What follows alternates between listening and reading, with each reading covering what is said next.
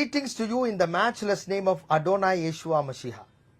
Today I am starting a new series called The 7 Areas of Deliverance and the Benefits Connected with it.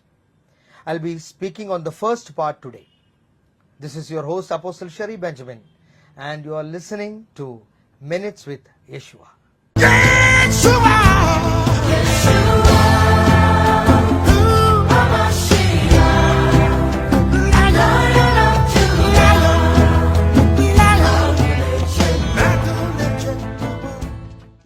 Deliverance has different benefits. It operates in different areas in different realms. I'm going to start with the first area of operation of deliverance. What is the first area? The first area of deliverance is your past. Deliverance disconnects you from your past, or that means your ancestry, or those things which are holding you back, and releases you to the path of your destiny. Again I repeat, deliverance disconnects you from your past and releases you to your path of destiny. To understand this, we have to look at Egypt. You know about the Israelites, 400, to be exact 430 years, they were slaves in Egypt. They were under the control of Pharaoh. The people cried to the Lord when they were in slavery, and the Lord sent Moses to deliver them. But what happened to these people? They left Egypt. God did a big miracle. But these people were always connected with their past. They were having a slave mentality. Even though they left Egypt, Egypt was very much in them. They carried Egypt when they were traveling in the wilderness. Now, this is one of the greatest bait of devil. He will always remind you of your past mistake, the past trauma, the past experience, the bitter experience that you went through. Your past will be following you your Christian life. Many times this happens to many people. Sometimes they go back into their past and go into depression. The first area of deliverance that must operate, it must be operating in the area of your past. This mentality or the slave mentality was in the mind and hearts of the Israelites. See, in the book of Numbers, chapter 14, verses 29, God gets very angry. He said like this. He said, "The carcasses of you who have complained against me shall fall in this wilderness. All of you, you who were numbered according to your entire number from 20 years and above."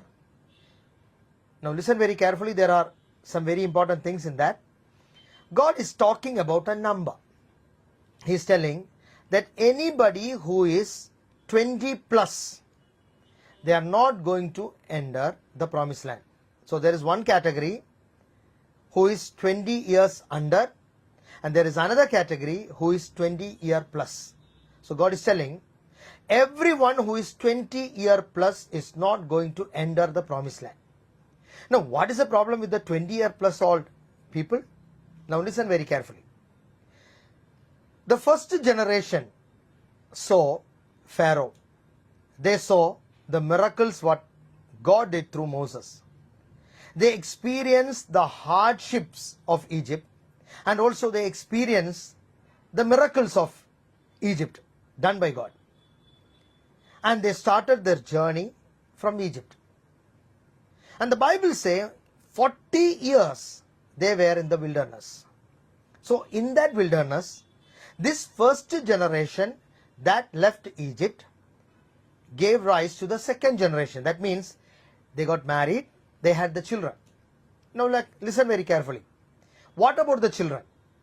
The children is always listening to the complaints of their father. The father will say that, the mother will say that, you know what happened in Egypt.